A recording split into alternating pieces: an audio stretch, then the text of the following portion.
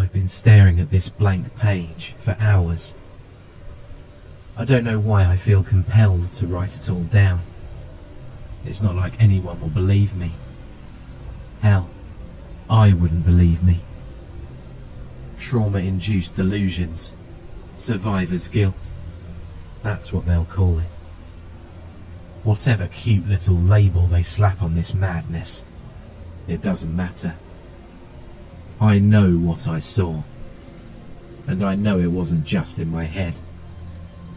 I worked aboard the Coldwater Marlin for 5 seasons. 5 miserable winters, hauling nets in the North Atlantic. A place so cold, it chews through layers of gear like it's nothing. You don't work on a boat like the Marlin because you want to. You work there because you've got nowhere else to go. We were a rough lot. Guys with bad habits, bad luck, or both.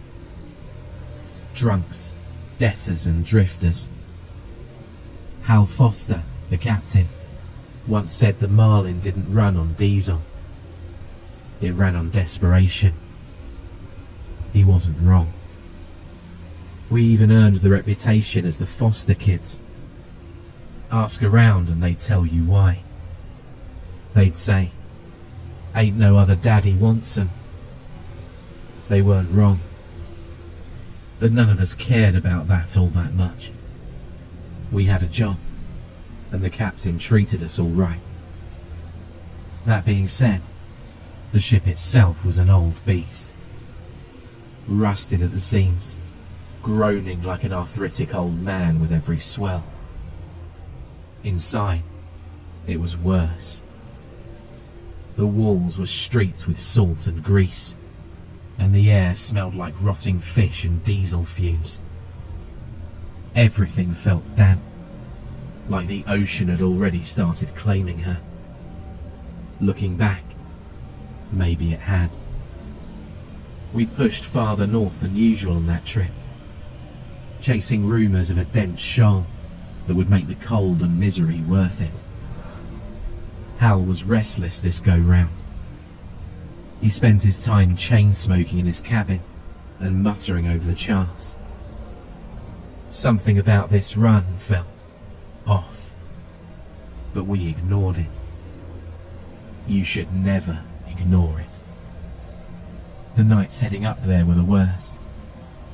Out in the open sea, the darkness comes alive. The sea whispers and howls, and the cold seems to rub up against you, searching for cracks to slip through. And sometimes, if you stare out at the dark water too long, you start seeing shapes. Things that move too fast to be fish. I always told myself it was just exhaustion. You end up telling yourself a lot of things out there. But all that was before we found her. It was just another haul at first. The winches screamed as the nets came up, the load heavier than expected. The guys were already cracking jokes about a big payday. Then Carlos froze. "What the hell is that?" I didn't see it at first. Just a writhing mass of fish scales and seaweed. But then, something shifted, and I saw her. Pale colour, too smooth, no shimmer. Human skin. She was small, no older than 8, her body tangled in the net. Her lips were sewn shut with rusted fishing wire and iron fishing hooks. The flesh was swollen and raw. It wasn't the work of a surgeon. It was crude, violent and old. And yet, she was alive. Her chest rose and fell in shallow breaths. Her hair clung to her face, matted with seaweed. But her eyes were the worst. Wide open, staring, but seeing nothing. The same look as the mountain of fish pressed against her. "Pull her out," Hal barked over the intercom, but his voice cracked, a sound I'd never heard from him before. Carlos and Jake hesitated, then reached into the net, their hands slick with fish slime. They laid her softly on the deck like she might shatter, but she didn't move. "What do we do?" Jake's voice shook. He looked to Hal, but Hal was just standing in the wheelhouse, staring through the glass. Carlos didn't wait for an answer. "We can't leave her like this," he said, pulling out his knife. I wanted to stop him. I wanted to shout at him to stop and think that whatever was going on here wasn't possible. But instead, I just stood there and watched as he began cutting the wire. The girl didn't flinch, didn't make a sound. When the last piece came free, her lips parted, blood trickling down her chin. Then, she opened her mouth. It wasn't a scream. It wasn't a word. It was a drone, low and humming. A noise that seemed to crawl into your ears and settle inside your skull. It wasn't loud, but it filled the air, vibrating in your bones, thrumming in your chest. Carlos stumbled back, clutching his ears. "What is?" he started to say, but he didn't finish. He turned and walked straight to the edge of the deck. I didn't understand what was happening. None of us did. Not until Carlos climbed over the railing and jumped. God help me, I didn't try to save him. None of us did. The splash stole the silence. Then the girl sat up, her lips moving, the notes growing louder. She crossed her legs and tilted her head, like she was singing a lullaby for her classroom. I can still hear it sometimes. The song, I mean. It wasn't just a note. It was something profound. Something that scratched its way into your brain and dug its claws in. The memories are coming back like a flood now, overwhelming me, choking me with details and visions. I can't write this fast enough. Damn, I wish we just tossed her back. Sorry, this is hard to write. I'll keep going. So Carlos was the first to go, but he wasn't the last. After he jumped, we just stood there, dumbstruck, staring at the dark water where he disappeared. It was Will who broke the silence, running to the edge, shouting, "Carlos!" His voice was raw. He bolted to the railing, leaning so far over I thought he'd fall too. "Carlos, get back to the surface. We'll toss a line." He scouted over the railing, scanning the waves, but there was nothing. No sign of him. No thrashing. Nothing but the endless churn of the sea. The girl didn't move. She just sat there on the deck, dripping wet. Her head tilted slightly to one side, like she was listening to something in her ear. Her lips were moving, but that song, God, that song. It wasn't just in the air. It was in us, oscillating our teeth, buzzing behind our eyes. "Shut her up!" Hal's voice cracked over the intercom. He was still in the wheelhouse, watching everything, but not coming down. "Get her to stop," Jake was the one who went for her. Big, gruff Jake, who never flinched at anything, stomped right up to the girl. "All right, that's enough," he bellowed. He grabbed her by the shoulders, shaking her like she was a misbehaving kid. "Hey, shut it! Stop!" She didn't even look at him. Her eyes were blank, unfocused, like she wasn't really there. The sound kept coming, growing louder, sharper, like it was burrowing into our skulls. Jake's grip loosened, and he stumbled back, clutching his head. "Make it stop," he muttered, his voice cracking. "Make it stop! Make it stop!"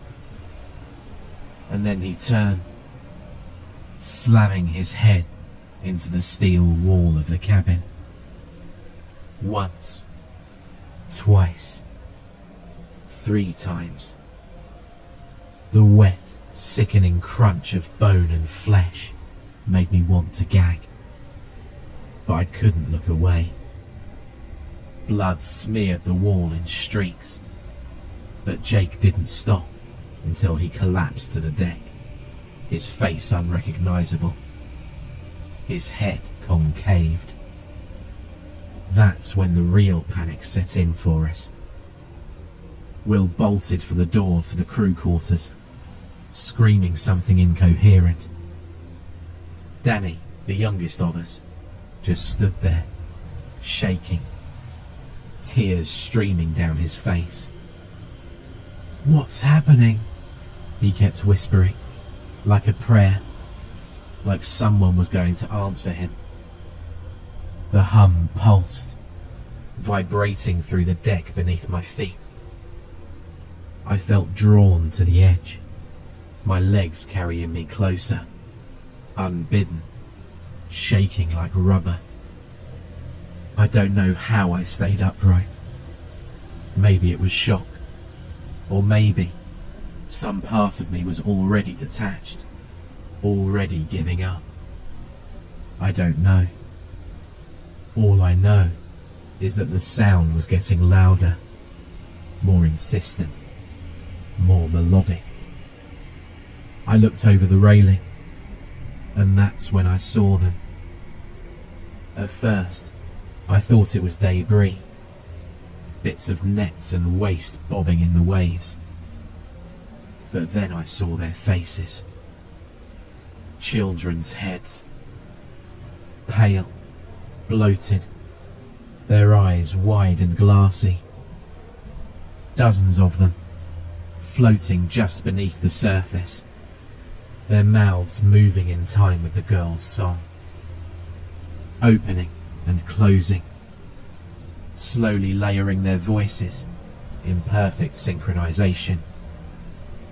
A whole choir. My legs finally gave out. I collapsed to the deck, clawing at the steel beneath me to keep from sliding forward, to keep me from falling into the water with them. "Don't listen to the kids," I screamed, though my voice barely sounded like mine. Will came running back, holding his head like he was trying to keep it from splitting open. "They're in my head," he sobbed, his voice high and broken. I can hear them." He grabbed a knife from the workstation and plunged it into his own throat. The blood sprayed in a hot, sticky arc, and he collapsed beside Jake's body, twitching as the life drained out of him. The girl finally stood up. Her movements were jerky, unnatural, almost thrashing. Her lips parted wider, and the sound shifted, becoming something more rhythmic, more euphoric. It hurt to hear her, but it was beautiful. Danny went next. He just walked past me, silent, tears still streaming down his face. He slipped over Will's blood, leaving a long smear of a red boot print. He straightened himself and continued. He just kept walking. He kept walking until he climbed right over the railing and stepped off. No hesitation, no struggle, just gone. And the ocean he fell into wasn't quiet anymore. It erupted. The following wave sounded like a spasm of exploding glass, like 1,000 fish breaking the surface all at once. Danny didn't make a sound, but the ocean was roaring.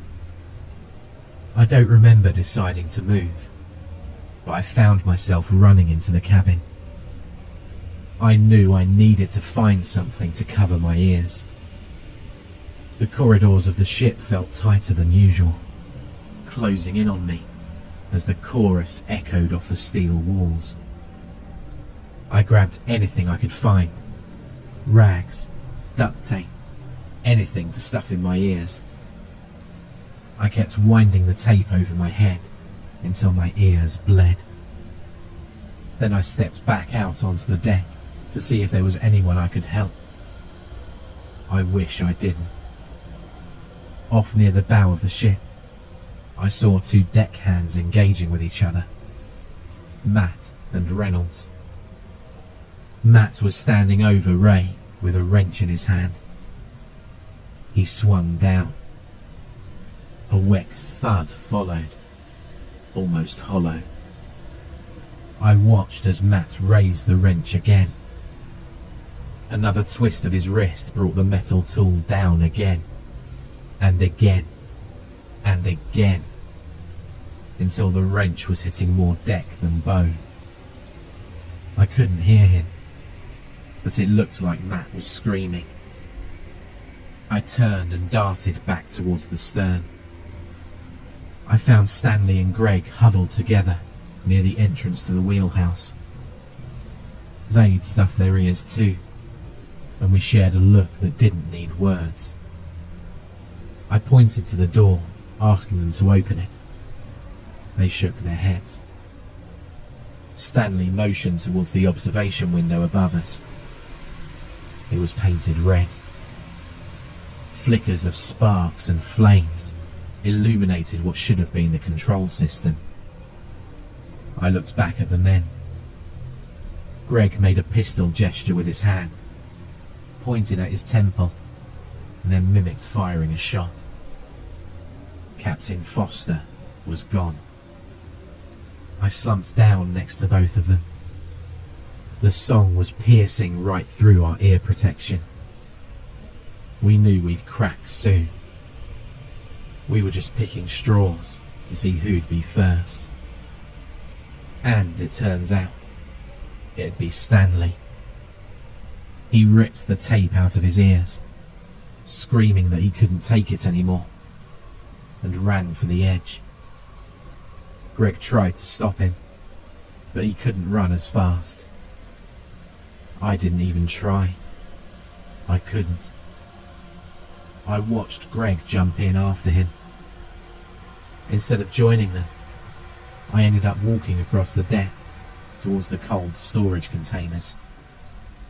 There were 20 men aboard the Marlin when we started our trip. By now, a good handful had jumped. But the ones still aboard, the ones I could see, were little more than rapidly freezing masses of meat, plastered against cold steel. Matt was also missing from the last place I saw him. Ray was too, though chunks of Ray were stuck to the railing, thrown overboard like a feed bucket.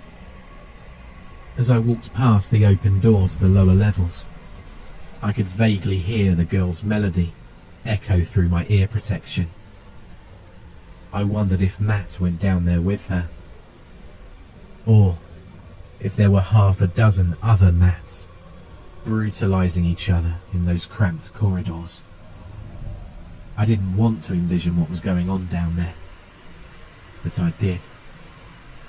I ended up barricading myself in one of those shipping containers. I don't know how long I stayed there for. Days, weeks. Time lost all meaning. All I could hear was the faint hum of her song, always there, pleading for me to step out. Then, all at once, it stopped. When they finally found me, I didn't recognize them at first. I was slumped in the corner of the shipping container, curled into myself like a frightened animal. The banging on the steel door was distant, muffled. For a moment, I thought it was her, that she'd come back, that the song would start again and drag me down like it had the others. But it wasn't her. When the door creaked open, I blinked against the sudden light. Voices filtered in, real voices. Not the broken voices of dead deckhands that I'd grown accustomed to. They were always accusing me, always asking why I didn't jump ship with them, asking why the life of one Dreg was worth more than the life of the next Dreg, and the hardest one, asking me why she let me go. A man in a bright orange winter rain suit knelt in front of me, his gloved hand on my shoulder. "You're safe now," he said, his tone gentle. But I saw the way he looked at me, the way his eyes flicked over my fluid-stained clothes, my emaciated figure, and my sunken face. He wasn't sure what he'd found. They pulled me out of the container and onto their vessel, the Arctic Dawn. The air was frigid, the sky overcast, the sea a vast grey expanse stretching towards the horizon. I watched as the cold water Marlin was drifting silently behind us, its once busy deck now lifeless and slick with frozen blood. I didn't say much at first. I couldn't. My throat was raw, my mind a fractured mess. They gave me blankets, water, and something hot to drink. I remember the captain, a middle-aged man with a beaten-down face and kind eyes. He was asking me all kinds of questions. What happened? Where was my crew? How long had I been out here? I couldn't answer. How do you explain something like that? How do you tell someone that the ocean swallowed 20 men because of a little girl with sewn shut lips? Eventually, they stopped asking. Maybe they thought I was in shock. Maybe they just didn't want to know. As the hours passed, I started to piece together fragments of what they told me. The Marlin had been spotted drifting aimlessly, its radio silent, its engines dead. The crew of the Arctic Dawn boarded her, expecting to find mechanical trouble or a stranded crew. Instead, they found nothing. Just blood on the deck, some personal belongings scattered in the cabins, and me, locked in that container. No bodies, no signs of struggle beyond the blood. Eventually, I tried to tell them about her, the girl, the song, the heads in the water. But the words sounded ridiculous, even to me. The captain listened quietly, his expression unreadable, but I could see the doubt creeping into his eyes. That night, after I said my piece, I sat alone in the galley. I overheard the other crewmates talking. They didn't know I could hear them. Maybe he snapped, one of them said. Killed the others and lost it. Doesn't explain the blood, another replied. There's too much of it for just one man. No way one man can cause that type of mess. Could have been pirates, someone else suggested. But the words hung in the air, hollow. Pirates don't leave a ship untouched. And if someone goes missing, there'd be a ransom already in the works. When the captain walked in, the conversation stopped. He looked at me and nodded, but his expression said everything. I tried to sleep that night, but every time I closed my eyes, I saw their faces. Carlos stepping off the deck, Jake's skull caving in against the wall, Danny's vacant stare as he walked into the sea, and her, always her. That blank expression, those dark, unblinking eyes. In the early hours of the morning, I heard it again, like a hum carried on the wind. I bolted upright, my heart hammering in my chest. I ran to the deck, desperate to convince myself it wasn't real. The ocean was still, eerily calm under the grey light of dawn. But I saw something, a ripple, a flicker of movement just beneath the surface. And then they appeared. The heads.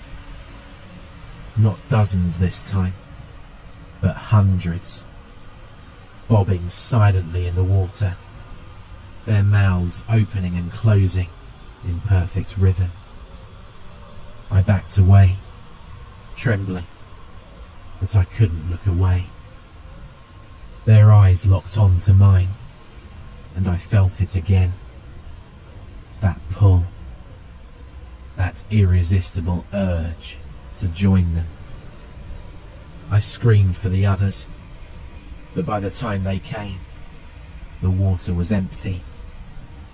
Just waves and wind, and the endless grey horizon. They think I'm crazy. Maybe I am. But I know what I saw.